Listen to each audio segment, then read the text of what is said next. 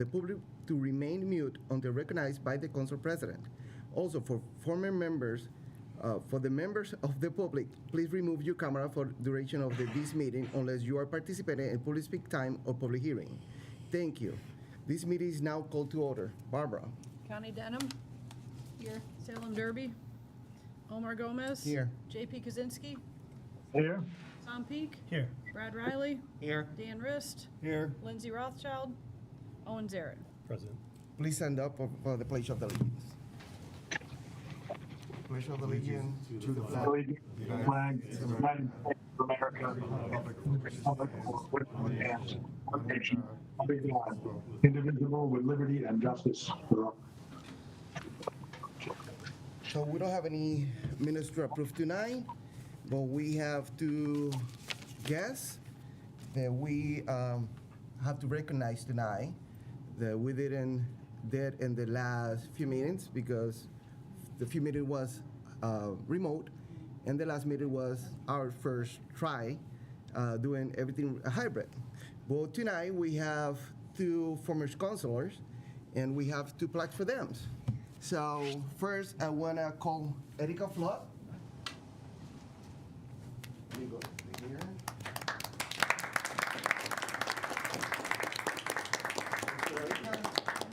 Service. That was a great experience having you also. Appreciate this thing. Here, here. Appreciate you guys. Thank you. And the second one is for Margaret, that we call her Peg Hunter. I appreciate it.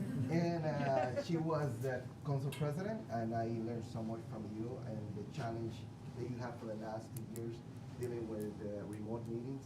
I give you credit, it was tough. Yeah, thank you. Can I get my tag? Nice. Thank you.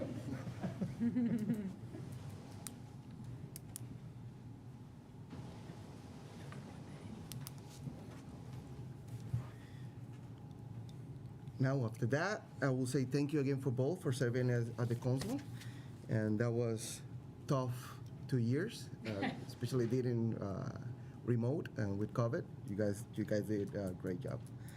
Public speak time. Is anyone here or remote they want to participate? I will ask you please to address your comment to the council. Please keep it to 3 minutes and be respectful. Come to the podium. I'm going to allow the people who are here talking first. Then it's going to be the people and they're participating remote. Please state your name and address for the record, and we're going to give you 3 minutes. Is anyone from the public they want to talk to the council? Come to the podium and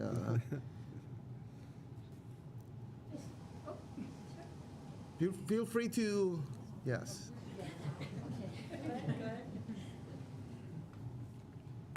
Hello, my name is Judy Green Corvée, and I live at 34 Treehouse Circle, happily for the past 7 years. So, I read with great interest the Open Space and Recreation Plan for 2021-28. It indicates a priority of expanding and connecting multi-use trails, pathways, which is a real need that would serve the whole community, and I think that's really great. It also identifies other new expressed interests, including a dog park. Before we engage in exploring sites for a dog park, I think that a comprehensive assessment of the current use of existing open space is critical. In the plan, Goal 1, Action Step 1, is doing a master plan for Nonotuck Park. Apparently this was identified before for a while and it hadn't been addressed, and so it's come up again. So when the Parks and Recreation Commission voted in 2019 that a dog park should not be located in Nonotuck, that decision didn't have the benefit of being informed by a master plan that was based on a full needs assessment and community input. So Nonotuck, because I live close to it, is a tremendous community asset. It's a large tract of city open space that's already dedicated to outdoor recreation. We should look, and I asked the city council to look for a full assessment that's informed by a comprehensive evaluation of the current facilities and areas and the current use patterns within the park, matched along with an updated community input, wide community input on the changing recreation interests and needs in our community. So I urge City Council to first engage in developing a master plan for the park that's informed by a thorough needs assessment prior to identifying or locating any new recreation spaces in town, including a dog park. So I just ask that we look to make the best use of our existing open spaces for recreation. Thank you.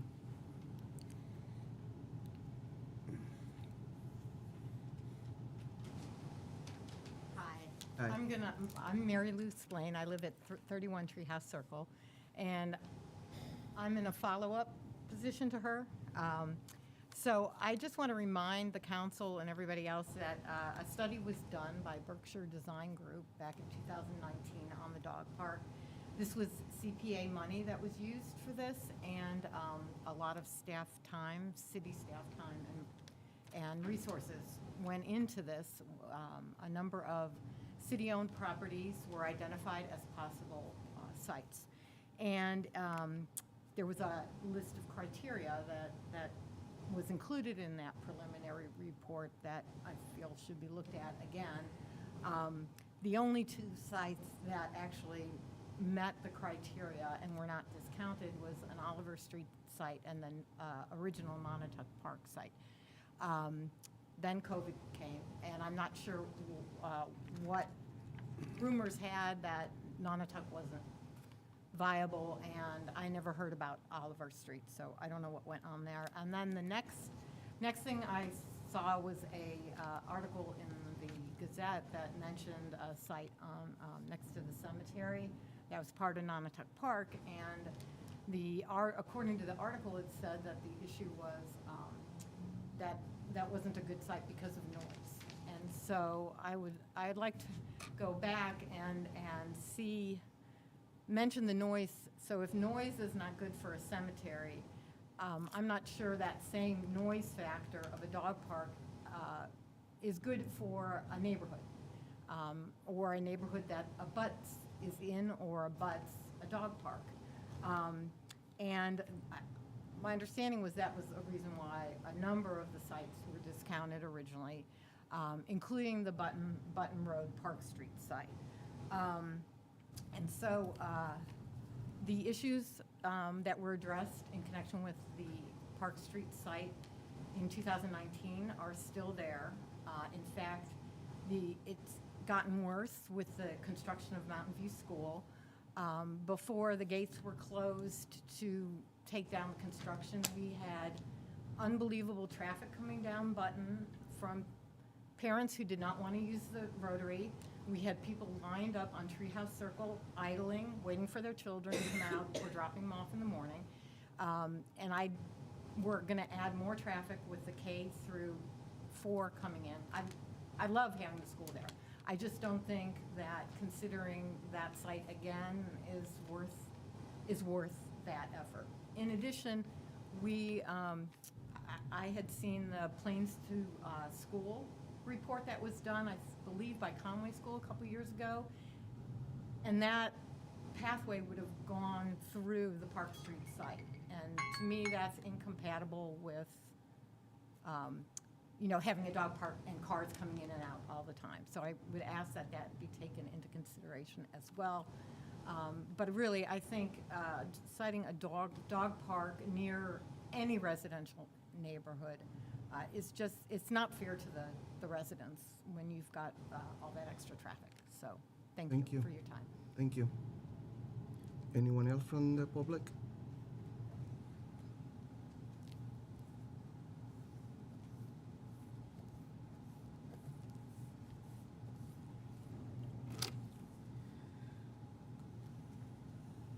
I usually bring a little stool, and I'll just do this tonight. See, I just broke something. All right, here we go. Good evening, distinguished members of the City Council, President Omar Gomez, Mayor Nicola Chappelle, and others here in this room. My name is Grace Moreno. I am the Executive Director of the Massachusetts LGBT Chamber of Commerce. I do not have an address in Easthampton.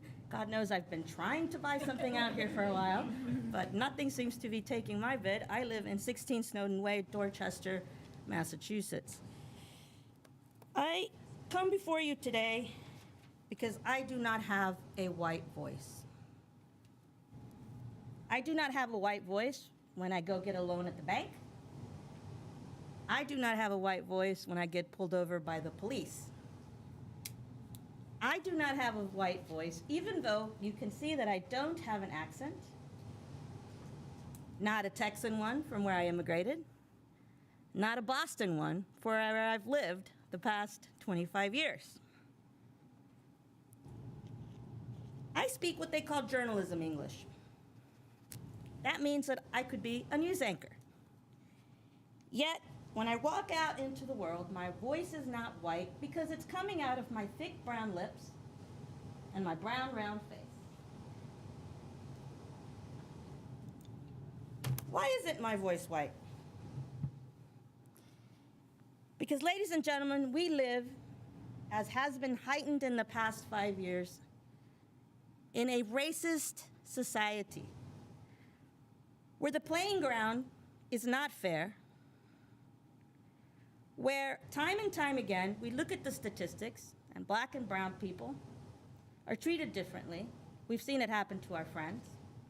We've seen it happen in the statistics. Our chamber, alongside BECMA, the Black Economic Council of Massachusetts, Lawyers for Civil Rights, and others have been welcomed to Western Massachusetts by no one else than Mayor Nicola Chappelle. There are people of color in Western Massachusetts who have told me to my face that they don't trust people on the other side of 495. Now, we come here with resources to help spur up a community, to bring forth better economic justice, to bring forth some of the beautiful things that make our country. One of the things that we need to make that happen is allies, white allies, people who know the inside game. Mayor LaChapelle is that person. We need those folks to show us the path and give us the hints that we need to operate within the systems that we're operating in. As an ally, you are subjecting yourself to attacks from other white people that want to halt that work. Members of the City Council, I urge you, if you are going to do an investigation, do so of the entire system. Everyone who's bringing forth this kind of rhetoric. Let's get to the bottom of who and where the racism falls. Do not let white people define racism for other white people. Ask us, the people who live the consequences of racism every day. President Omar Gomez, do you have a white voice? What is a white voice? Exactly. Anyways, Exactly. Thank you. thank you.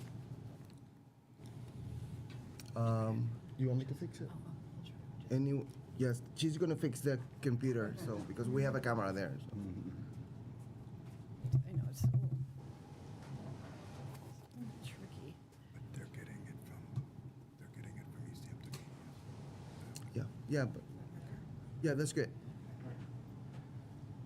Members of the council, thank you so much. Can you hear me okay? I'm Stephen Linsky. I live at That's fine. 5 River Valley Way.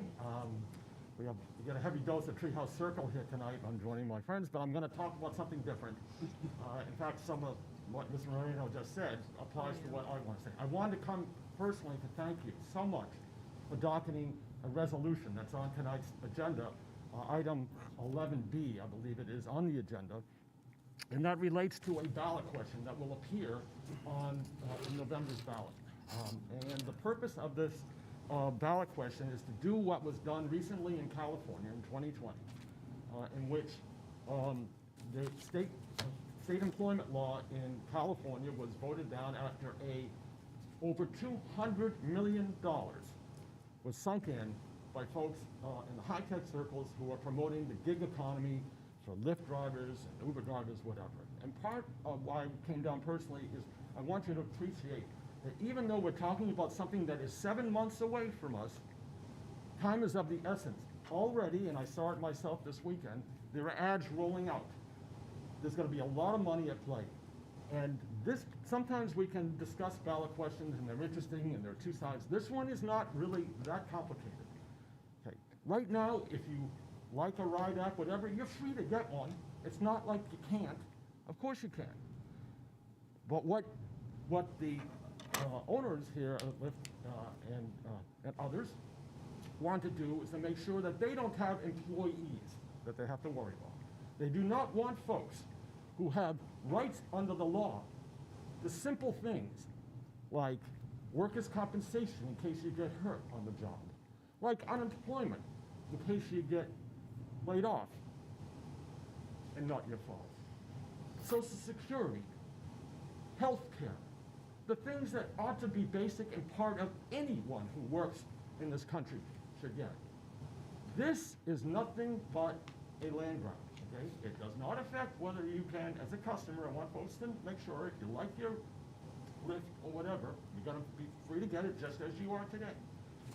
But what won't happen is that these folks will be basically be paid some-minimum wages. It's estimated, and it's only an estimate to be sure, that the wage will decrease to approximately $5.64 an hour if this act passes. The campaign that I came here for is mass is not for sale.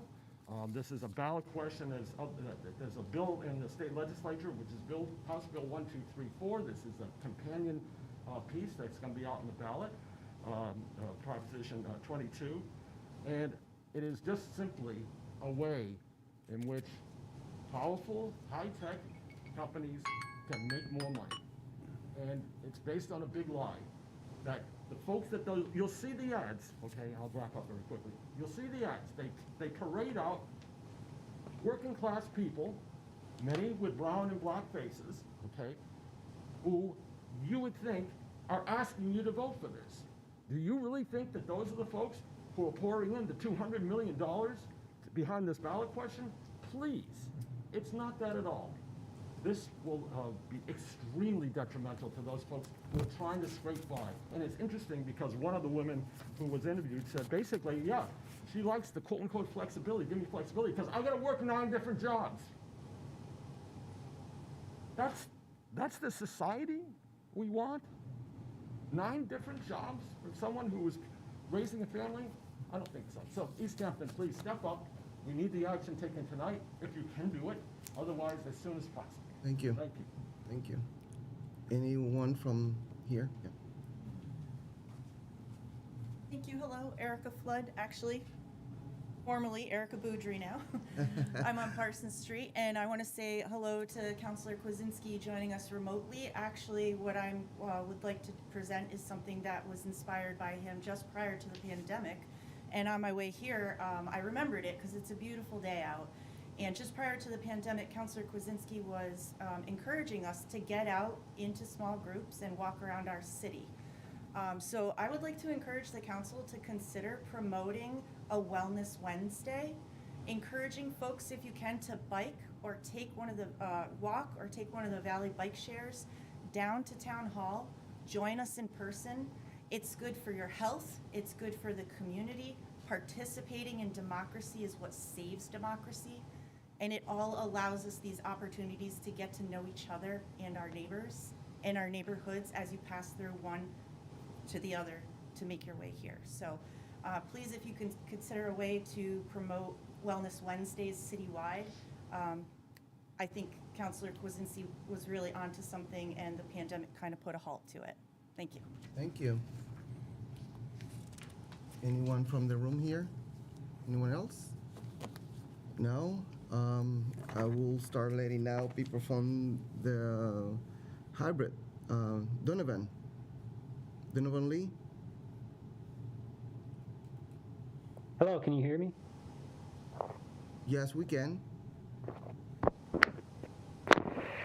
Hello, my name is Donovan Lee. I'm a resident of Ward 4 here in Easthampton. Recently, Easthampton has said that it's going to undertake updating their citywide database. This database will not serve the community without diligent and consistent records collecting and report writing. Over the past year, AKINE has collected many public records from the Easthampton government. We have found many of these records and reports incomplete and written in an inconsistent fashion.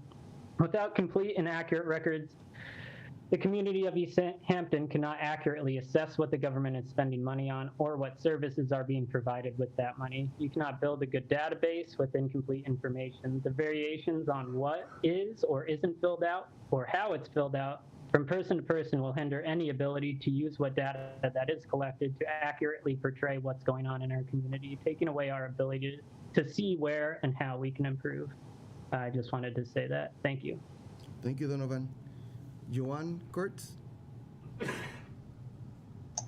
Okay, can you hear me? Yes, we can. Thank you. My name is Joan Kurtz. I'm the president of the Friends of the Easthampton Dog Park, and I have a letter here from one of our supporters who couldn't make it, who asked me to read it. My name is Sharon Aubin. I have lived at 1 Dupree Drive for over 33 years. Easthampton is a growing, vibrant community, and the dog park would serve a lot of the residents and would bring people in from neighboring areas to our great city that would enjoy our amazing coffee places and eateries. Easthampton has a large dog park population that would support a dog park. It'd be a great asset to the city if we have a dog park for our four-legged buddies and their parents. Thank you for your support. So that was her letter. But I would like to add a couple of things. Just to remind the council, we have an offer of up to $250,000 grant from the Stanton Foundation and a blueprint from the park from Berkshire Design. We have over 80 families ready to use and support the park. The location of the park is still up for discussion. As one of the previous speakers mentioned, we are interested in the area between the tree house back and the solar panels.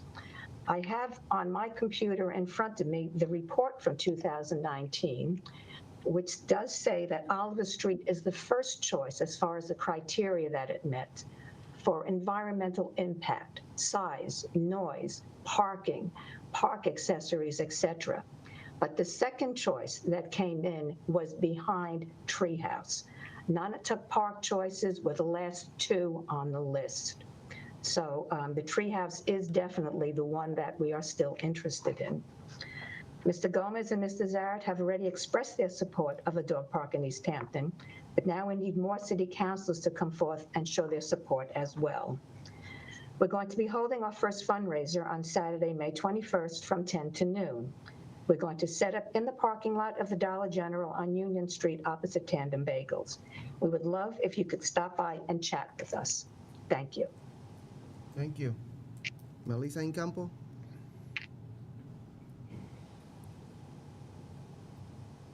Thank you. Can you hear me okay? It's really low. But Let me see if I can fix that. Thank you. How's that? that's better. Okay, thank you. Good evening, city councilors and everyone who is at Payson Avenue as well as virtually.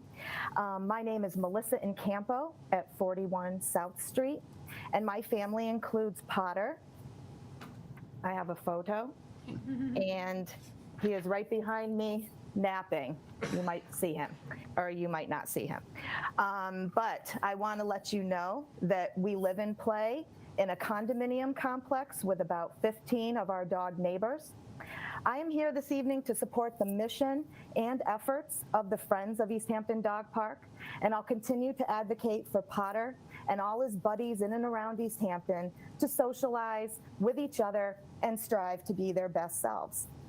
With the increase of dogs that have been recently adopted and rescued by families across not only the city of Easthampton, but also across the state and the Northeast, I believe it is time to seriously consider this opportunity. It's an opportunity which includes a $250,000 grant from the Stanton Foundation for residents and non-residents and their dogs to gather safely in a well-maintained space for recreation and socialization.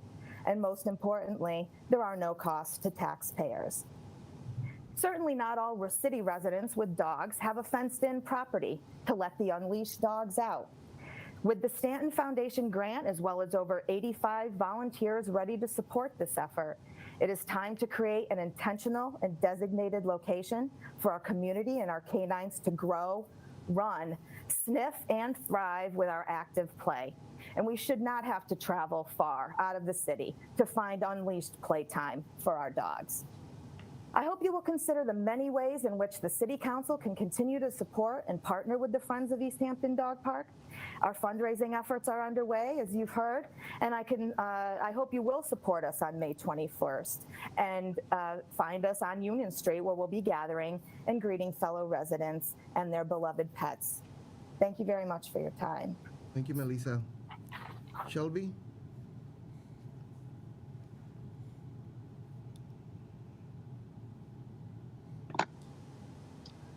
Hi, I'm Shelby Lee. I'm a member of AKINE and a resident in Ward 4. The budget process, as well as budget spending records for the city, whether it be annual citywide budget documents or department reports, are not easily understandable by the public. The money the city uses belongs to its residents, and the residents should be provided a clear, accurate, and concrete receipt of how their funds are spent, including grant money given to the city or city departments, and how free cash from revenue sources like cannabis tax revenue funds are being spent. The city has said in the past that they value budget transparency, but the public documents available and those available via public records requests are not cohesive and do not provide a clear or accurate picture to the public. The budget for the police department is an example. Trying to collect and understand all of the additional income that was added into and approved into their spending throughout the year via multiple supplemental city funds appropriations, interdepartmental transfers, grants, and other sources was not easy. It took a group of us with prior data experience and hours of our time, a multitude of records requests, hours of analysis, professional consults, watching hours of city video recordings, and attending hours of committee and subcommittee meetings, and we still came up with information that was somewhat unclear, and were not able to obtain a final confirmed amount of additional EPD income for FY21 via publicly available documents or specific requests. Any and all city residents should be able to access city budget and spending information in a way that is clear, accurate, concrete, and easily understandable. Thank you. Thank you, Shelby. Yes? Hi, my name is Liz. I am in Ward 3 in Easthampton, and I also would like to speak on the budget. The city needs to change the way it structures, presents, and amends budgets. This also needs to include more opportunities for public process that does not require holding a seat on a committee or attending or watching hours of city meeting video recordings.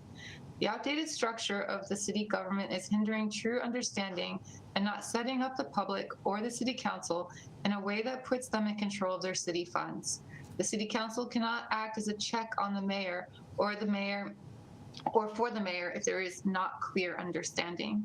The documents available to the council are the same documents available to us, and we can confirm that they are unclear and require many outside checks and information to create a complete picture. Cutting the public off from understanding also hurts the city's ability to have public advocacy for better subsidies and grant programs at state and federal levels. If we do not know what we are lacking or what limitations we are facing due to lack of public budget accessibility, cannot advocate for better resources for our city. Thank you. Thank you, Liz. Marian?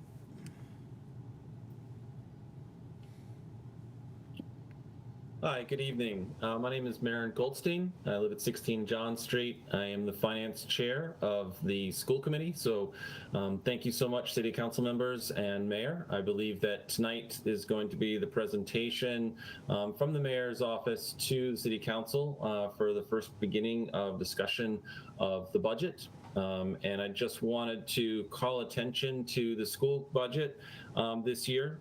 We are asking for $18,450,907. That is a baseline budget that we are asking to be able to keep the services that we require as we move into a new school. It is a service that's also a budget that also includes dealing with the fact that we are hitting by a lot of inflation, both within a transportation budget, as food service budget. That's both of those are new contracts that we're in the process of negotiating, as well as tuition fees that are going up, both in special education and vocational schools. And so this is the reason that we've asked for the budget amount that we have. We also had a 0% in FY21 and a negative 2.5% in FY22. So it is a critical year, and so we hope that the mayor and the city council approves the budget the school committee has approved in order of us to get back on track and be able to provide an excellent education for all of our students across our district. Thank you so much and have a great night. Thank you, Mario. Dr. Campbell?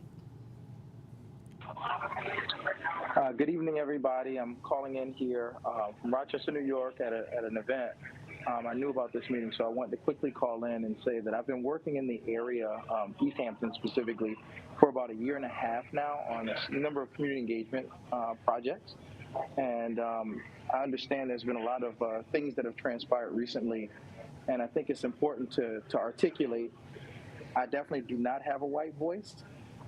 And I've been working with Mayor LaChapelle, her administration, and several community partners on racial equity work, from major investments in racial equity training to beginning to talk about how to navigate sensitivities in the community.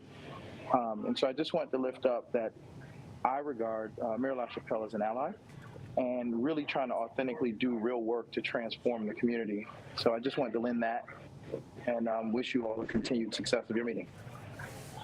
Thank you, Dr. Campbell. I want to say thank you to everybody who participated at public speak time. I will take a motion to open public hearing. So moved. Second. We have a motion and a second to open public hearing. Barbara? Connie Denham. Aye. Salem Derby. Whoops, sorry. Omar Gomez. Aye. JP Kaczynski. Aye. Tom Peak. Aye. Brad Riley. Aye. Dan Rist. Aye. Owen Zaret. Yes. Motion passes. We have the first is the interdepartmental transfer. Councilor Rist. Thank you, Mr. President. We have a $15,250 interdepartmental transfer being requested by the police department. What's really good about this transfer is it is being funded internally from a budget allocation for the local lockup budget. We have paid over the years the Sheriff's Department funds to assist with retaining arrested individuals, and we no longer apparently have to pay for that. Therefore, those funds are available to fund the new items you see on the budget. One is especially interesting. It's to pay for police academy tuition for for one of our new officers, Officer Abigail Lukasik, and funds to cover public safety supplies and ammunition. As I said, these are not coming out of a supplemental or from an area of the police department's budget that is necessary. We no longer need these funds, and I'd like the chief to expand on my remarks. Good evening, councilors. It's good to be back in the chambers. Good evening, Mayor. The short of it is that normally, and councilors that have been here for years know that we come back for appropriations periodically, and one of them is the police academy, because we don't know when an academy, we can't budget for an academy because we don't know when they're going to hold them, and the academy gear, and there's some contractual gear that goes along with that. And the public safety supply line item is always underfunded when it comes to ammunition. Of course, the price of training and training aids like that are increasing, and there's a supply chain issue. But the important piece that I want to add is simply that this is something that we would normally come back for appropriation from wherever the mayor and council decide to get the money from. But this is unique because it's money that the sheriff decided he wasn't going to charge us. He was the only Sheriff Kalin was the only sheriff in Massachusetts that was still charging a fee for a regional lockup. So he decided that he wasn't going to charge Hampshire County any longer. So we had budgeted this, anticipating the bill, and then he sent a letter over correspondence to the mayor's office and to my office that he's no longer going to be charging us this money. Thank you. Any councilor have any question to the chief or to Councilor Rest? Seeing none. Anyone from the public have any comment or question about this appropriation, including the people who are in computers? Seeing none. Councilor Rest. I will make a motion for the full council to accept an interdepartmental transfer. The amount requested is $15,250 to be transferred from the 5317 account, $15,250, to be transferred to the following accounts: 5191 $4,500, 5314 $3,000, and 5591 $7,750. To be used for the following purpose: to provide the funding for Police Academy tuition, uniforms, supplies, and gear for Officer Abigail Lukasik, who will attend in June 2022, and to cover the cost of public safety supplies and ammunition. Second. We have a motion and a second for interdepartmental transfer of $50,250 for the Police Academy expenses, police safety and supplies and ammunitions. Any further discussion? Seeing none. Barbara? Omar Gomez. Aye. JP Kaczynski. Aye. Tom Peak. Aye. Brad Riley. Aye. Dan Rist. Aye. Owen Zaret. Yes. Connie Denham. Aye. Motion passes. Thank you, Chief. Thank you, councilors. Councilor Peak. Thank you, Mr. President. I'm filling in for ordinance because no one else from ordinance is here. So we had met a few weeks back to discuss an amendment to amend Chapter 7, Article 2, which is the pay plan, to include a position of executive assistant at a grade F. I think the full title was going to be executive assistant to the mayor.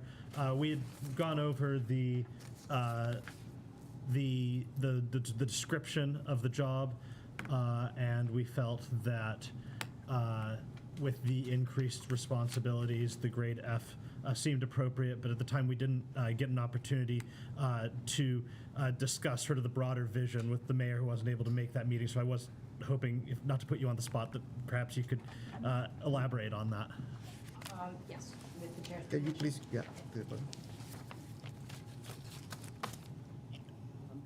Thank you, Councilor Peak, and your fine representation tonight of the Ordinance Committee. So the position executive assistant specific to the mayor is really reflective of the new level of coordination, communication, and a soft skill set to manage the mayor's office. The job description offers an opportunity that other job descriptions don't in our pay grade, really, for the mayor to bring on a person with multiple skill sets that are really quite new to the office and to City Hall, given COVID, but also all the work we're doing in technology. And as we heard from Public Speak, making information more accessible and easier to understand. We've done this with other job descriptions, revise them and or add something when there was nothing, a position when there was no way to expand an existing job description. And this really comes in that vein to honestly reflect what is done in City Hall by the people who are here and we want to retain, but also to attract, rather than say to a new hire, this is the job and it's a lower grade and this is a learning opportunity and you get to do a lot of really big work. I think that's a false pretense. And I would also, again, as we've talked before, is that it's an equity issue.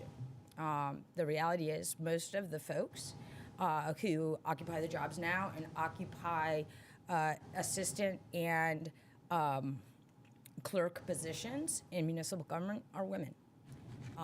And with the misconstrued job descriptions that we have now and aren't updated, are not brought, affects a population that already is behind in pay equity and benefits.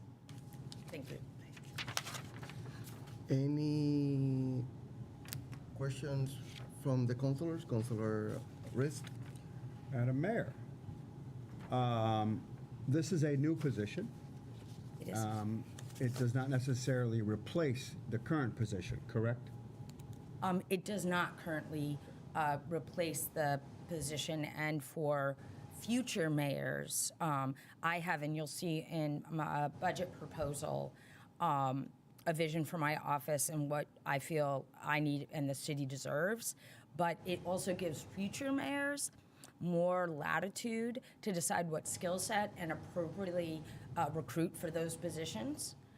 So it helps, really just gives flexibility to what the needs are, the base needs, or honestly, if there's a need for more than one person in the office that assists the mayor. The other thing I wanted to say to the public, and I hope you'll concur, is I've read this job description carefully. I've managed and chaired 2 charter committees. This particular job description does not supplant any authority of the mayor, does not add to this assistant position any authority the mayor is granted in the charter, and is exclusive to the mayor and or the acting mayor should the mayor be out of town. I say that because there was some concern early on about this being a position in which this person could do things that only the charter restricts to the mayor. That is not the case, and I want to make sure everybody who hears me knows this, and I don't believe there was any intent on the mayor's part to add any duty to the executive assistant that is retained in the charter to her. Am I? Correct. Okay, thank you. Any other councilor have any comment or question? No? I just have one before I open it to the public. If we approve this tonight, the position will be open for everybody, and then I guess because it's going to be a mayor position related to the mayor will choose that person. How it's going to be the process? The process would be very similar to any other position we post. It would post for 10 days publicly, also internally. The applications would be screened by our HR director, and she puts together a small team to interview. And while this person would work in the mayor's office, just by the job description, they're interfacing really with the public a lot, but also every body, public body and department in the city. So we would then go to a second round, and the second round would include myself and the HR director. That's the process we have made up, but this is not an automatic gimme. If approved, we will follow the typical search and posting. Thank you. Anyone from the public have any comment or questions to the mayor or to the council about this topic? Seeing none, Councilor Peak. I would make a motion to amend Chapter 7, Article 2, Classification and Pay Plan, Section 7 through 17A, Classification of Employees, Exhibit A, by adding the position of Executive Assistant at grade F. Second.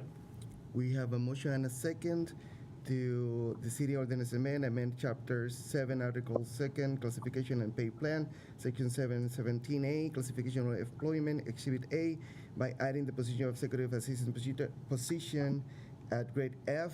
Any further discussion? Councilor Rist. I must ask to amend the motion to add the words "to the mayor" after the word "executive assistant," as this is the proper term that is described in the job description. So that's an amendment to the original motion.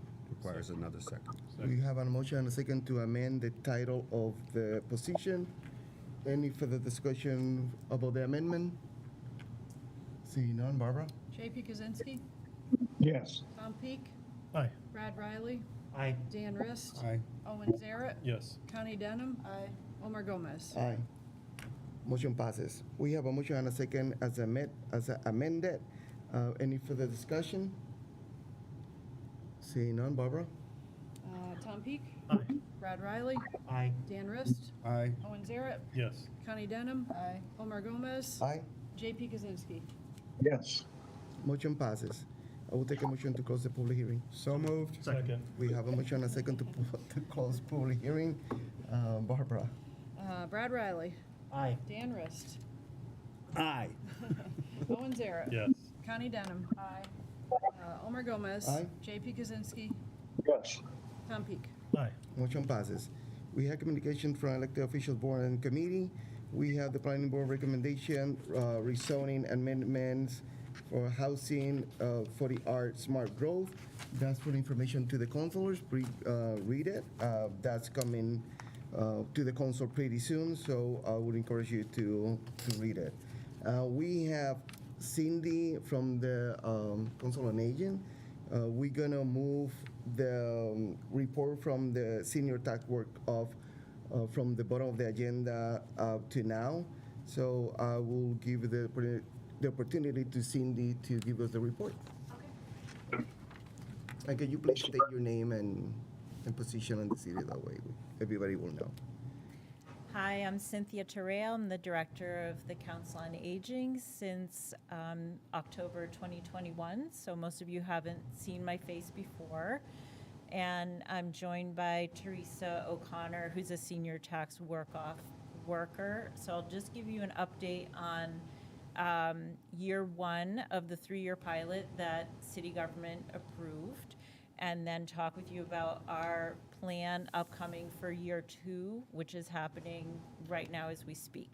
And then Teresa can very briefly tell you what it's like to be a senior tax work-off person.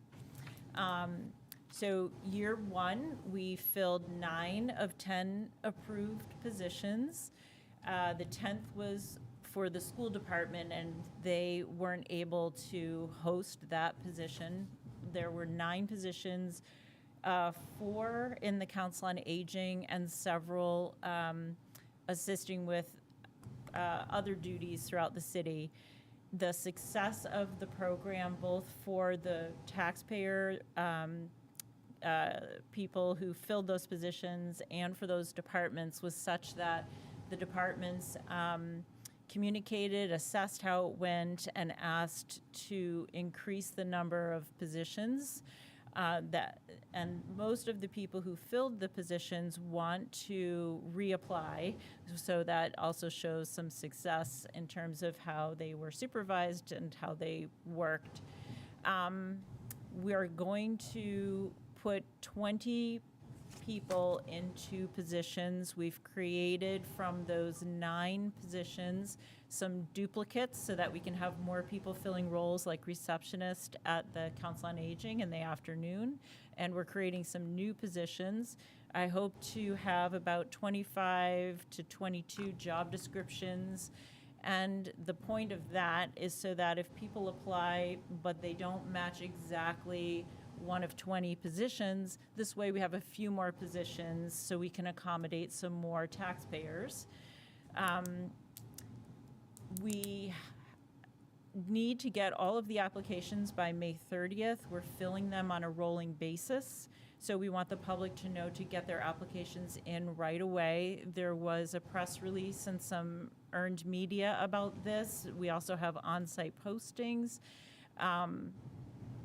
We want to see a lot of applications because some people's applications, some people will be financially ineligible. Now, not every city and town in the Commonwealth has selected income eligibility as a criteria, but we have, although ours is moderate income and below. It's not just low income. So that does open it up to many Easthampton people who are 60 plus. You have to own your home and live in that primary residence that your tax abatement would go to. And the last thing I'll say before introducing Teresa is that you earn a minimum wage rate for the hours that you work. The maximum you can work is up to $1,500. And because minimum wage goes up each year, that means that the number of hours changes every year. So it was 111 hours last year, and now it's just over 105 hours that you can work. And this year you would work between May 1st and October 31st in a compressed cycle of year 2 as we switch from the fiscal year to the calendar year to ensure that everyone gets an abatement before they pay their taxes.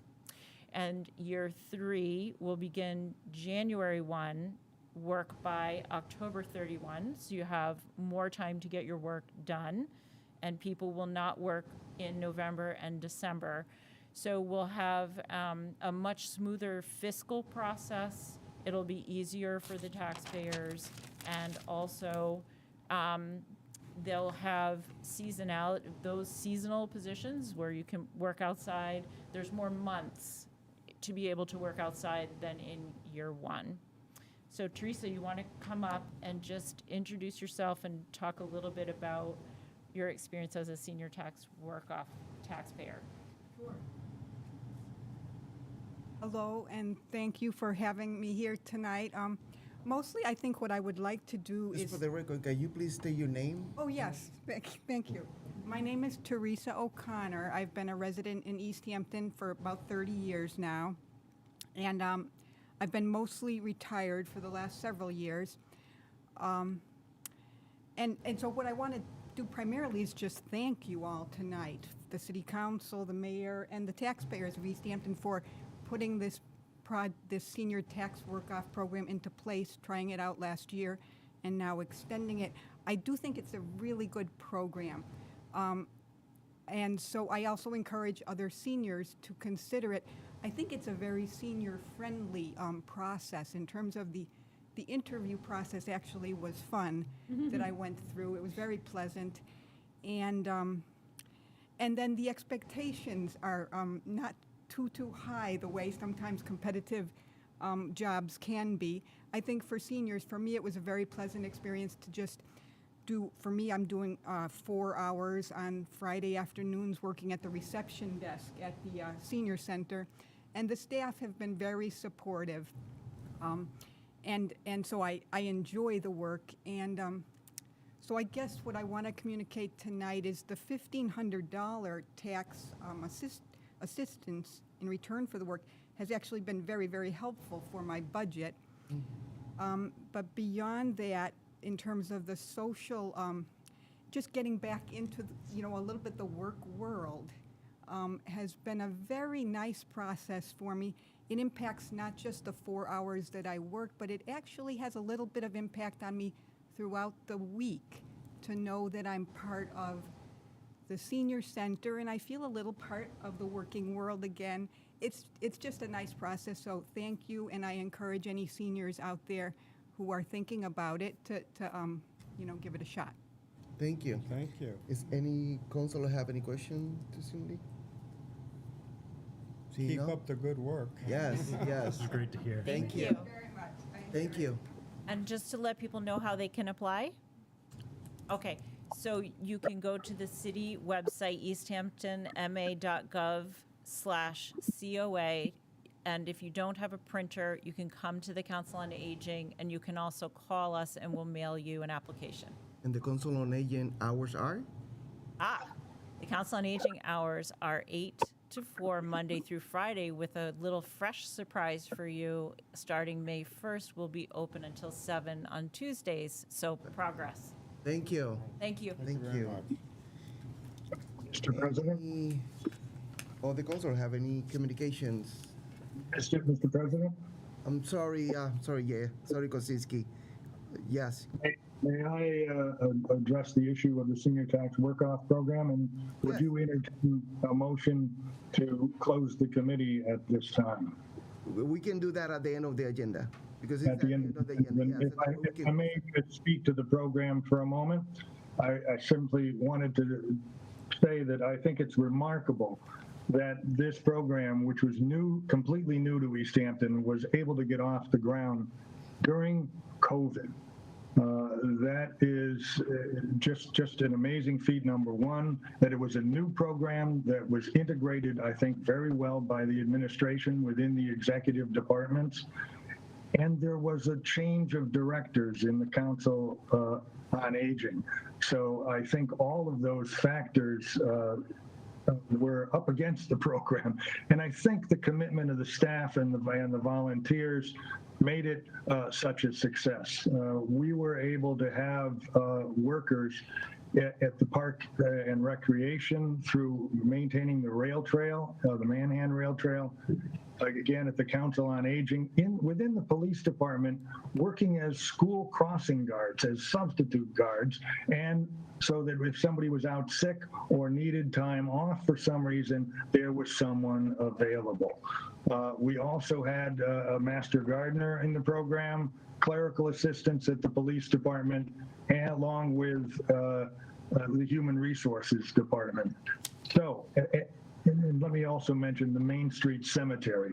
So that's some of the work that was done, and I wanted to personally thank our mayor for the vision of endorsing this program, the city council for supporting the program last year, and for the committee members.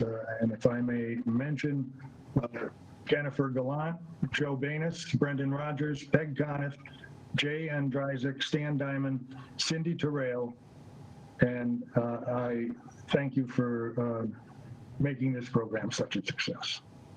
Thank you, Councilor Kosinski. Anyone else want to add something about the senior tax work?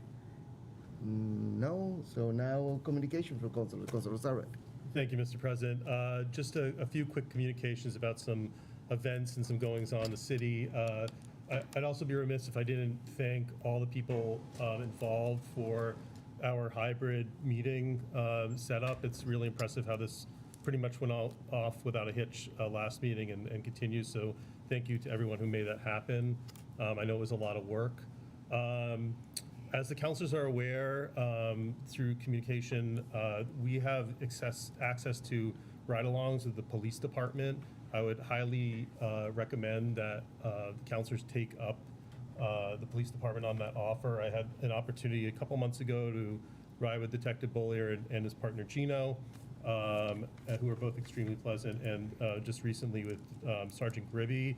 It's good, especially as the people who are making appropriations, to understand what the money's going towards, as well as how the department operates, and that's also, to my understanding, available with the fire department too, to do some ride-alongs there.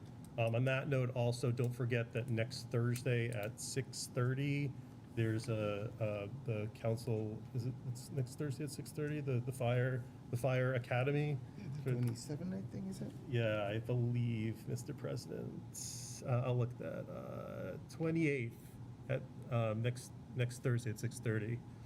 Just a couple really quick announcements for the council and the public at large. Town Cleanup Day is May 15th. That's a Sunday from 9 to 1. Please feel free to sponsor areas in the city. Both residents and councilors can get in touch with me, and I can help connect you with the organizers. There's a virtual Narcan training going on through the Opioid Task Force and Tapestry. The 28th, the 17th, and the April 28th, May 17th, June 24th. These are all virtual. It's a great opportunity, especially with some of the upcoming initiatives in the city. And I'll send this out to the council too. It's www.opioidtaskforce.org to get in touch with that. On that note too, I had the privilege to visit some of our local dispensaries yesterday with members of the Easthampton Healthy Youth Coalition. They're currently holding a safe storage campaign, basically asking people to both take a pledge but be cognizant of the pharmaceuticals and legal cannabis that we have in our houses, and encouraging people to lock up those items. And we were speaking with local dispensaries about carrying locking pouches. On that note as well, Drug Takeout Back Day is Saturday, April 30th from 10 to 2. And just to make people aware too, The mayor had a proclamation the beginning of the month. For those who don't know, it's Child Abuse Prevention Month. That's the flag flying over the city right now. I highly encourage counselors to get in touch with Carol McElhaney, who runs the Children's Advocacy Center of Hampshire County. They'll also offer you tours. It's very interesting to see the resources there and what they offer. And that's all I have. Thank you for the time, Mr. President. Thank you, Councilor Sarah. Any other councilor? Other communication? Seeing none. Mayor's communication, Madam Mayor.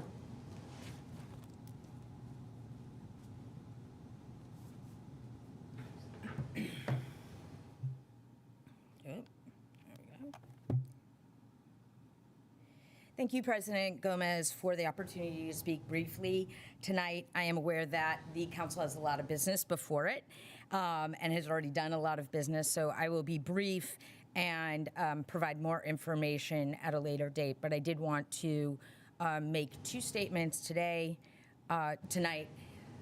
One, at the We the People practice session, I intended to share my perspective about implicit bias that might factor into judges' decisions. Yes, I swore. Yes, I had a rough morning. Not excusable at all, but human. As soon as I learned of the effect of my words on the student and their family, I reached out directly. Before I left on vacation, I met with the parent, superintendent, principal, and the We the People instructor. And I also wrote letters to the family and to the We the People class that was present. My comments were intended to strengthen the students' argument by acknowledging factors that are out of their control, the bias often faced by people of color. I believe deeply understanding and anticipating possible bias is essential when delivering public remarks. But my words were heard differently by a student and their family. I assumed, incorrectly, that they would understand my intent, and I was wrong. As a woman, I am familiar with bias, but being the other is not my experience. My presumption of how best to deliver my comments should not have caused harm, and it did.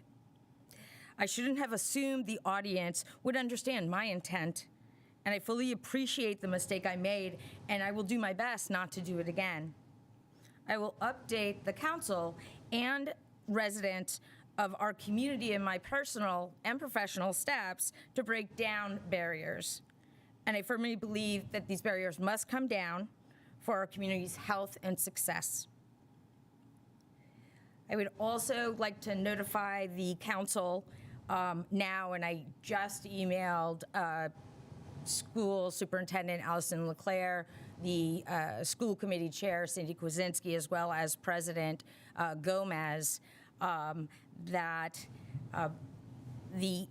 with an update of the city's fiscal year 23 budget process, reviewing the process of the Easthampton School Committee March 22 budget vote, there appears to be process issues that could affect the validity, not the content of the budget, but validity of the vote. I have asked the city attorney to review the public notice and the March 22nd meeting budget meeting under the lens of section 5-2 of our home rule charter. However, out of abundance and caution and timing, I asked the school committee to redo the public notice and the budget vote to ensure a valid vote. With a revote, we will have plenty of time to deliver the balanced budget to our residents by June 30th of 2022. I will report back to the council with a plan around this budget with emails to the city council president if this occurs before our next meeting. I will also put together a packet and hopefully the legal review for information for the school committee before April 26th, their next meeting.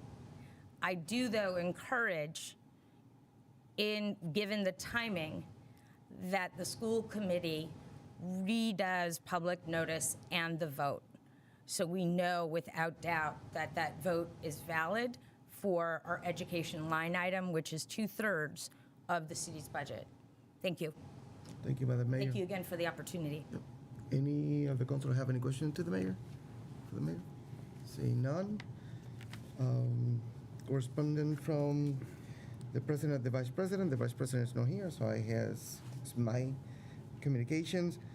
We have a complaint about open meeting law complaint. The council had to respond. Basically, is the this person was asking if all the council was signed the open meeting law requirements, right, Barbara? They received, yeah.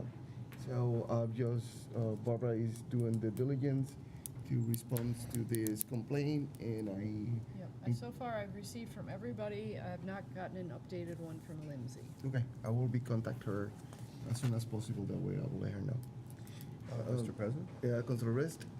So you just said, because I was worried I didn't do it, everybody's done it except Lindsay? Lindsay, now. Oh, thank God. I thought I forgot. Oh, you did it a while Yeah, there was a few, but now is I'm an old everybody guy, there. I don't remember Thank you, things. Councilor Rist.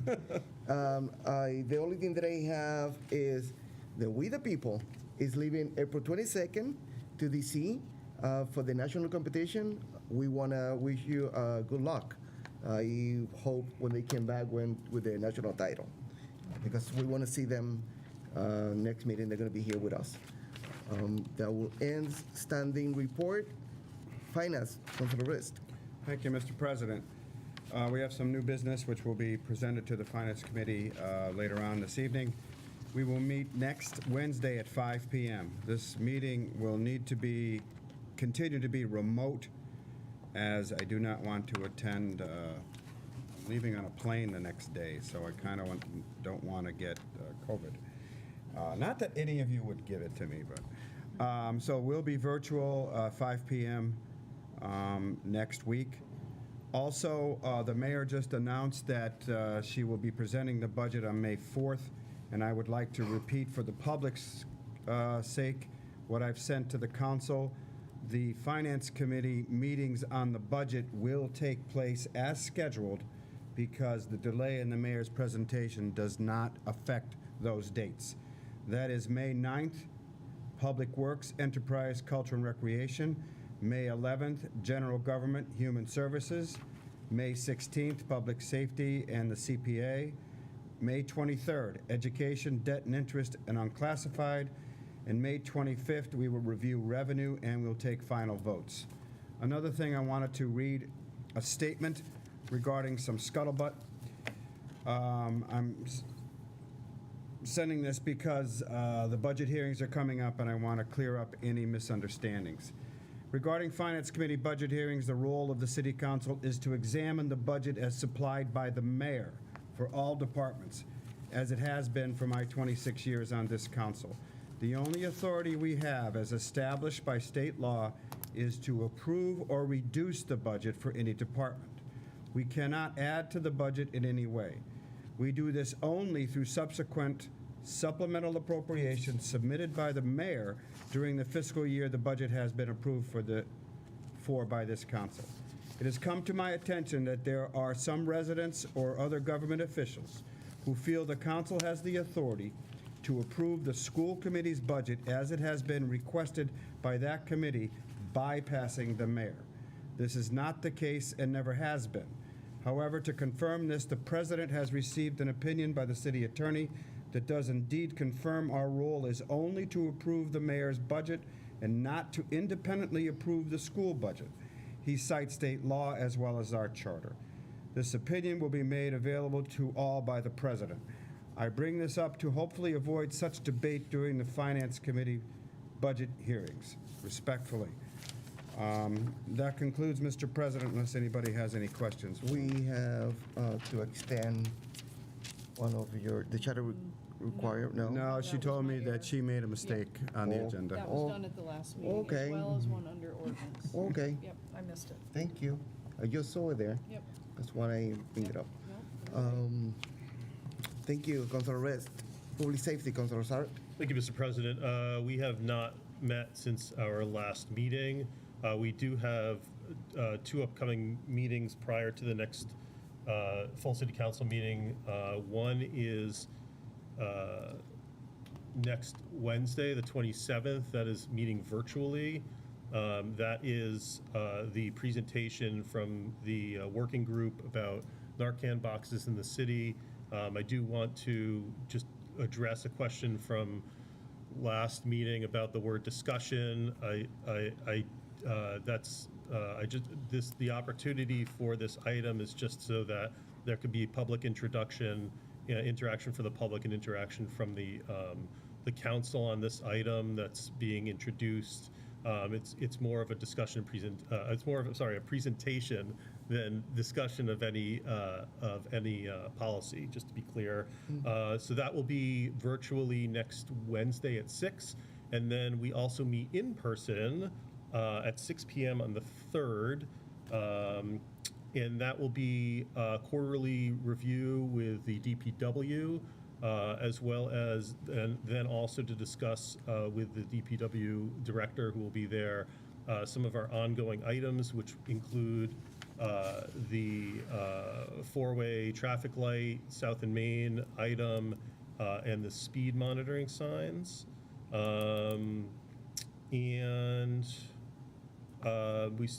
Let's see, we don't have any items here that appear to need to be extended at this meeting, no? And thus concludes. And the meeting here is going to be a room, do we have a room for that or not yet? Probably one, but Okay, we don't have it yet. I don't have it in front of me. Thank you, Councilor Saret. Ordinance, Councilor Peak. Thank you, Mr. President. We have not met since our last meeting. I do believe, I'm sorry, I don't have that memo up in front of me. Is This one? great. Yep. Is the idea that we should be setting a public hearing or a series of public hearings tonight? They're already scheduled, but it was just one, Oh, so so I want right. you to clarify that we're doing 3 public hearings. I see. All on the same subject Okay. line. So we got a memo from City Planner Jeff Bagg. He feels that the public hearing that we have scheduled for our next meeting should actually be 3 separate public hearings. So I suppose the first thing I should do is make a motion to cancel that public hearing and then make a motion to schedule these 3 public hearings? Or to restructure this? Restructure, that will be, Yes. yeah. Okay, I will I will take make that. a motion to restructure that public hearing as these 3 public hearings as outlined in the memo. Do I need to read them out loud? No, I No. don't think so. No. We need a I second will to discuss make it. that motion. Oh, second, sorry. Motion and a second. Any further discussion, Councilor Rist? Am I to understand that we have a public hearing with 3 parts? Is Yes. that more accurate to it? Well, yeah, it's that, I Is guess it these here are supposed to be listed as 3 separate public hearings because what we did was pretty expansive in terms of like changing the zoning, but also changing the map. And so just between these different things, it is City Planner Bagg's opinion that it makes sense to advertise this as 3 separate public hearings. Fine, thank you. Anyone else? Seeing none, we have a motion and a second to set a public hearing, 3 public hearings of May 4th at 6:15. Any further discussion? Seeing none, Barbara? Dan Rust? Aye. Owen Zaret? Yes. Connie Denham? Aye. Omar Gomez? Aye. J.P. Kaczynski? Aye. Tom Peak? Aye. Brad Riley? Aye. Motion passes. This Mr. concludes. President, may I ask a question? Sorry. Thank you. I'm sorry? May I ask a question? About, On the first piece there, it says ordinance review committee final report. The date says 4/4. Do we have to change that? no, we don't have to extend that. Let me see. That was the Yeah, second one that's the second one, yeah, was that's an error on the agenda, but, Okay. yeah. Thank you. And I don't think we have a meeting at this time since, we haven't discussed it since we had Okay. to reschedule our last one. So, thus concludes.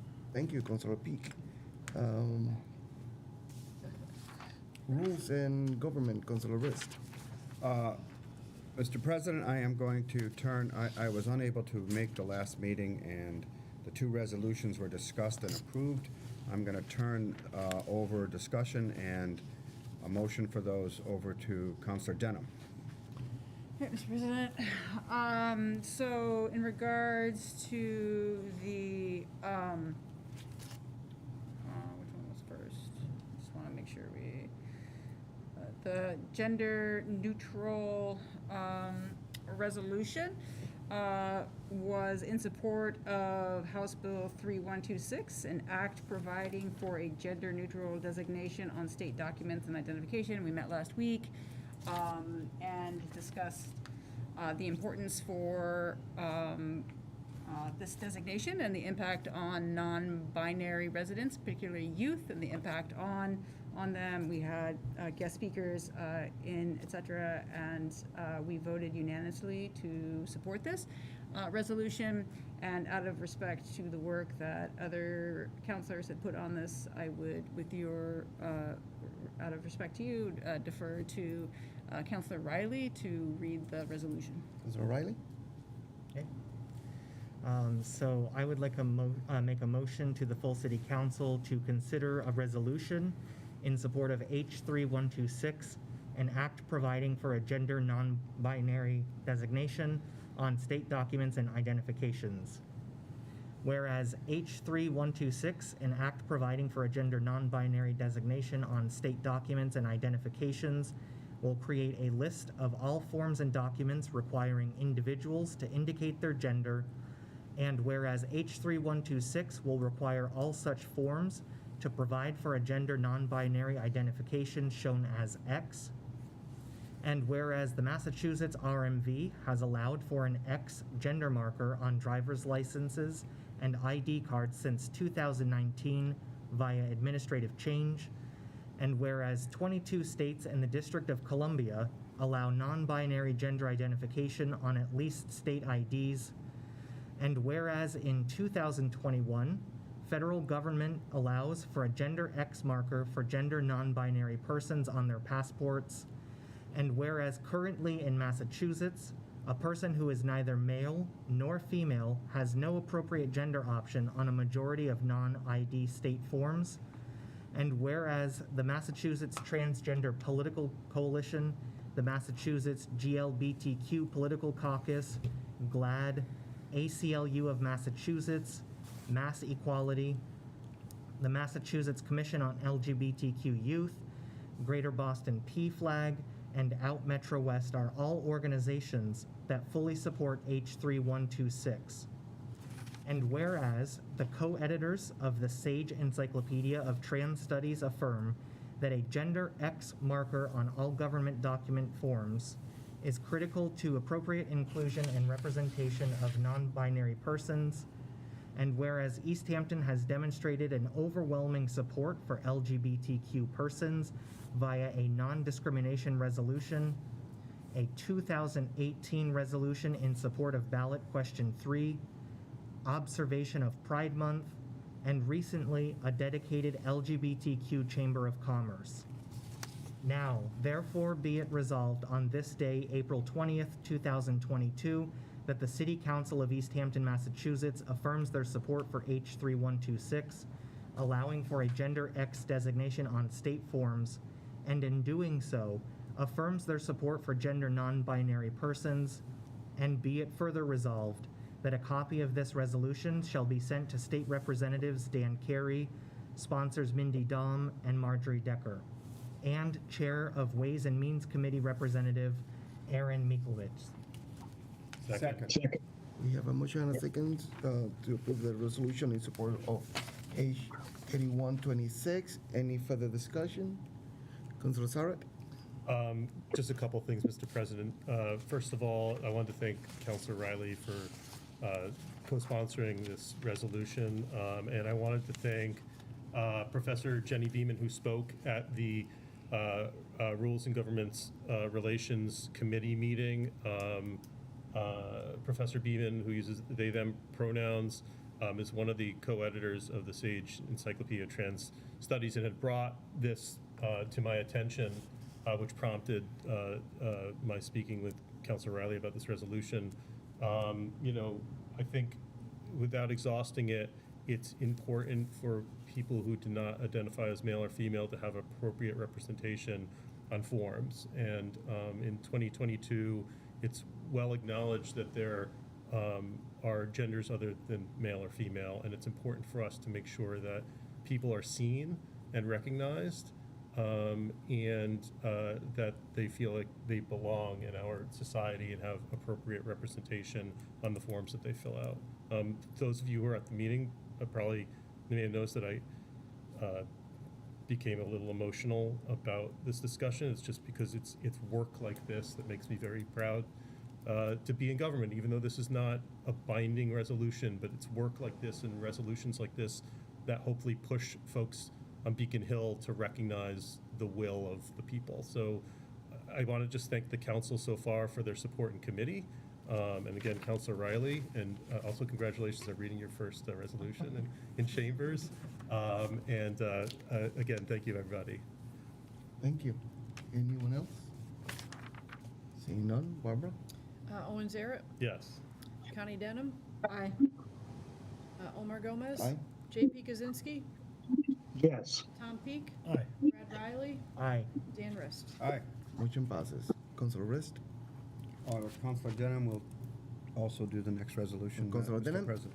Yep, so this is a resolution in support of municipal aggregation for the city, and it authorizes the mayor to contract for community electricity aggregation, also known as municipal aggregation, along with supplementary, and so basically we met again last week and had a unanimous vote to have the mayor engage in these conversations, but in terms of municipal aggregation, there are 164 municipalities currently in the Commonwealth that have approved municipal aggregation programs, and this is an opportunity for us to allow the city to offer competitive rates for electricity through the purchase of bulk electricity supply. And so there are, again, a number of other councilors who have also worked on this, and so, Mr. President, I would like to defer to Councilor Peak to read the resolution.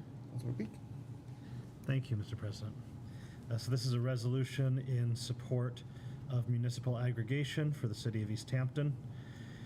Whereas MGL Chapter 164, Section 134 allows a municipality to, quote, aggregate the electrical load of interested electricity consumers within its boundaries, quote, and whereas municipal electric aggregation, also known as community choice aggregation, CCA, allows private residents and businesses to access the benefits of electricity deregulation and obtain electricity options and rates that would otherwise not be available to those consumers as individual customers.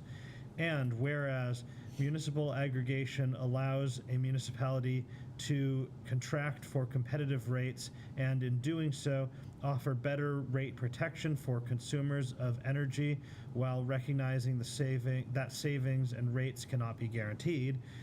And whereas municipal aggregation allows for broader choices for purchasing energy that is derived from renewable sources higher than the Massachusetts Renewable Portfolio Standard.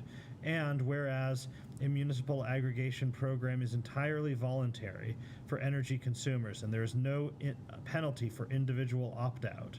And whereas 164 municipalities in the Commonwealth have approved municipal aggregation programs, now therefore be it resolved that on this 20th day of April 2022, the Easthampton City Council authorizes the mayor and the appropriate departments to research, develop, and participate in a contract or contracts to aggregate the electricity load of the residents and businesses of the city and for other related services independently or in joint action with other municipalities, and authorize the mayor or their designees to execute all documents necessary to accomplish the same. I do that resolution in the form of a motion. Second. We have a motion and a second for the resolution in support of the municipal aggregation for the city of Easthampton. Any further discussion? Could I just say one? Councilor Kwasinski, and then I will. And then I just wanted to note that in committee, I heard that this does not bind us to anything, but sets us down the path. It doesn't require that we take further action. In fact, there are many other steps that may be chosen to go forward or not to go forward. It will expand renewable source options and offer lower cost. I am in support of this measure wholeheartedly. Thank you, Councilor. Councilor Peak. Pretty much what Councilor Kwasinski just said. There's a lot, this process has a number of steps. There's a lot of touch points between now and the point where people could be benefiting from this program. So I just want to say, like, we can't move forward without doing this, but also there will be a number of other opportunities for folks to engage with this process and for us to provide additional levels of scrutiny to any proposal. So this is definitely not the last that we would hear about this.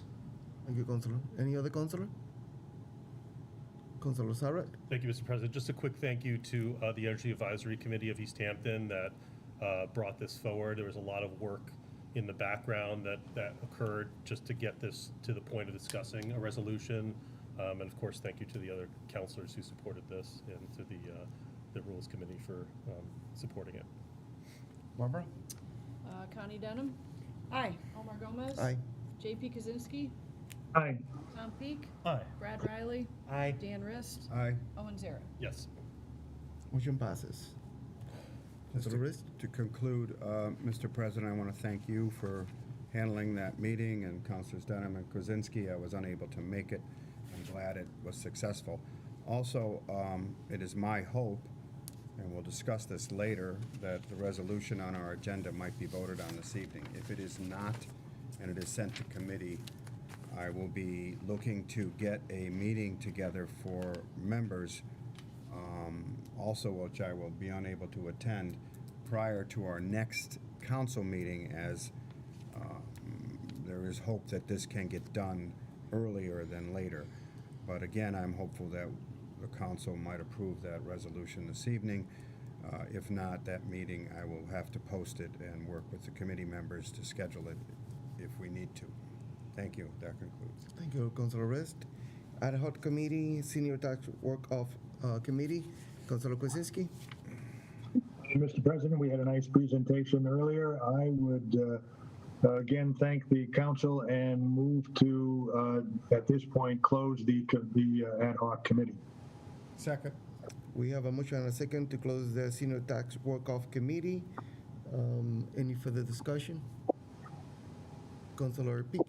I just want to say, just with the presentation that we saw earlier and what a success this has been, really hats off to Councilor Kwasinski for his leadership in this process. I'm so happy with how this all worked out. Thank you, Councilor. Any other Councilor? Barbara. Omar Gomez. Aye. JP Kaczynski. Aye. Tom Peak. Aye. Brad Riley. Aye. Dan Rist. Aye. Owen Zara. Yes. Connie Denham. Aye. Motion passes. New businesses. Councilor Rist. We have before us a request from the mayor to support an MVP action grant. Unless the councilors object, I would like to move this evening because it affects the grant situation for the Emerald Place slope design and permitting and is necessary for the new city neighborhood infrastructure improvement. So I would rather not delay this by sending it to committee. So if I don't see an objection, I'd like to make a motion. Any councilor have any objection? Seeing none. I move that the full council sign a letter in support of an MVP action grant application by the city of Easthampton that will fund the design and permitting, Emerald Place drainage, and slope improvement design and permitting. Second. We have a motion and a second. Any further discussion? Seeing none. Barbara. Omar Gomez. Aye. JP Kaczynski. Aye. Tom Peak. Aye. Brad Riley. Aye. Dan Rist. Aye. Owen Zara. Yes. Connie Denham. Aye. Motion passes. Mr. Councilor President, Rist. I imagine we're going to need to sign this at the clerk's office? How do you want to do that? I'm going to be sending some Just- stuff around DocuSign. Okay. Yeah, just Because that. to get Yeah, we can JP. talk about that later. Okay. Yes, we have a proposed resolution against Proposition 22, which I mentioned earlier. I feel that this is incredible resolution, has a significant merit, and unless a counselor objects, I'd like to pass it this evening because, again, I've been told that it has some urgency to try and get it done in early May. Do I see... Any counselor have any objection or no passing this tonight? Seeing none, Councilor Rist. I would like to ask, I believe Councilor Zaret wants to read the motion and make a motion to approve it. Councilor Zaret? Yes, thank you. If it pleases the council, I'll just read the resolution then, Mr. President. Okay. In the form of a motion, Easthampton City Council resolution on Proposition 22 clone ballot initiative. Whereas for society to work fairly for everyone, large tech companies like Uber, Lyft, and DoorDash should follow the same rules as every other business. And whereas Uber and several of these giant tech companies do not pay into Social Security, do not pay important business taxes, and do not pay their workers fairly or consistently by the same rules that apply to all businesses in Massachusetts. And whereas Attorney General Healy is currently suing Uber and Lyft for failing to follow our law, in an attempt to escape these violations, the companies have filed House Bill 1234 and a 2022 state ballot referendum question asking Massachusetts legislatures and voters to grant them special exemption from our labor, civil rights, and consumer protection laws. And whereas the big tech sponsored bill exempts these gig economy companies from paying into Social Security and unemployment, which would cost Massachusetts taxpayers hundreds of millions of dollars, and weakening these programs for everyone, and attempts to shield these companies from liability and financial responsibility if customers or members of the public are injured. And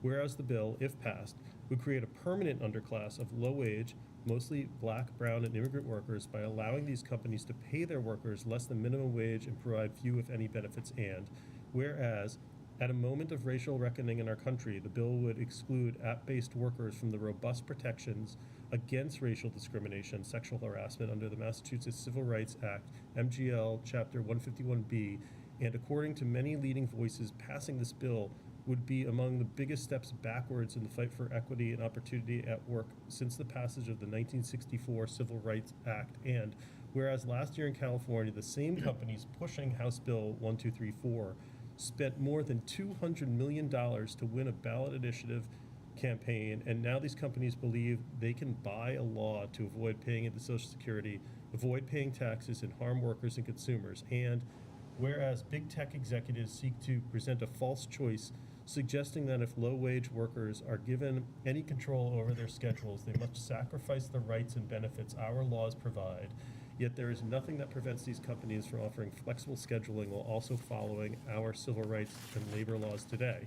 Therefore, the Easthampton City Council joins many workers, community, faith, environmental justice, racial justice, labor, civil rights, and consumer advocates to urge that the Massachusetts legislature and the residents of Easthampton to oppose House Bill 1234 and the proposed 2022 state ballot initiative.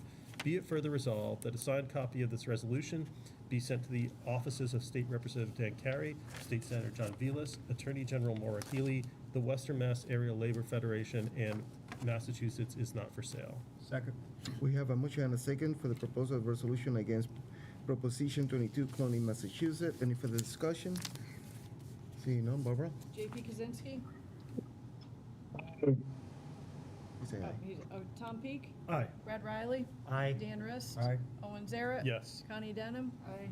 And Omar Gomez? Aye. Sorry. Motion passes. Councilor Rist. Yes, we have a number of appropriations. I'd like to, in the form of a motion, send the following supplemental appropriations to the Finance Committee for review, and that they also be set for public hearing on May 4th. The supplemental appropriations are, first is a $6,935.21 appropriation request to be transferred from free cash, $6,935.21, to be transferred to election and registration account, $6,935.21, for the purchase of 5 additional poll pads and printers to supplement the existing equipment which is used for voter check-in at the polling places. This purchase will provide for a total of 10 poll pads and printers, 2 of each for 5 voting precincts, Total cost is $7,625. Balance of purchase price to be paid from remaining FY21 extended polling hours funding, $689.79. The second supplemental appropriation is $25,000 to be transferred from free cash, to be transferred to the treasurer assistant's salary, $10,000. The treasurer professional services account, $15,000. The amount requested will be used for the following purpose: to cover the salary costs for the buyout of the previous assistant treasurer and professional services for onboarding a new treasurer. The next supplemental appropriation is $679 to be transferred from free cash, to be transferred to the IOD fire medical expense account, $679 for the following purpose: to cover remaining fire injured on duty medical expenses from FY21, billing incurred after fiscal year closing. The next is a supplemental appropriation. The amount is $2,212 to be transferred from free cash, to be transferred to the IOD police medical expense account. $2,212 for the following purpose: to cover remaining police injured on duty medical expenses from fiscal year 21, billing incurred after fiscal year closing. The next is a supplemental appropriation for $12,720 to be transferred from free cash, to be transferred to the IOD fire medical expense, $12,720. The amount requested will be used for the following purpose: to cover fire injured on duty medical expenses for the remainder of FY22. The following appropriation is $8,685 to be transferred from free cash, to be transferred to the IOD police medical expense account, $8,685 for the following purpose: to cover police injured on duty medical expenses for the remainder of FY22. That was in the form of a motion. Second to all. We have a motion and a second for 6 to move to the Finance Committee 6 appropriation, supplemental appropriation, and to set a public hearing on May 4 at 6:15. Any further discussion? Seeing none. Barbara? Tom Peak? Aye. Brad Riley? Aye. Dan Riss? Aye. Owen Zaret? Yes. Connie Denham? Aye. Omar Gomez? JP Kaczynski? Aye. Motion passes. Look like we're done with the agenda. We'll take a motion to adjourn. So moved. Second. We have a motion and a second to adjourn. Barbara? Brad Riley? Aye. Dan Riss? Aye. Owen Zaret? Yes. Connie Denham? Aye. Omar Gomez? Aye. JP Kaczynski? Yes. Yes. And Tom Peak? Aye. Motion passes. Have a great night, everybody. Thank you all. Everybody have signed those. I'll be sending the resolutions around by DocuSign so JP can. Okay. That makes sense. Thank you, everybody. Everybody sign the papers? That was obvious. I shouldn't have said anything. You guys signed, right? Yes, Just this one, right? that's it. Well. What a good people. Mr. Pink. What's up? No better now, this is gonna happen at the end of the I know. I am going to be away for the May 4th council Omar, were meeting. you at the last meeting? So you're going to attend the Finance The Committee rules meeting, I hope? Yes, So there were 3 So people. take good notes, because I'll need you to present Yes, I was at the meeting. at the public hearings, So, but, Okay. because I'm going on a long-awaited trip. yeah. That's great. Get some When good are you rest. leaving? I think I'm really getting down this whole finance minutes, like. Well, you do.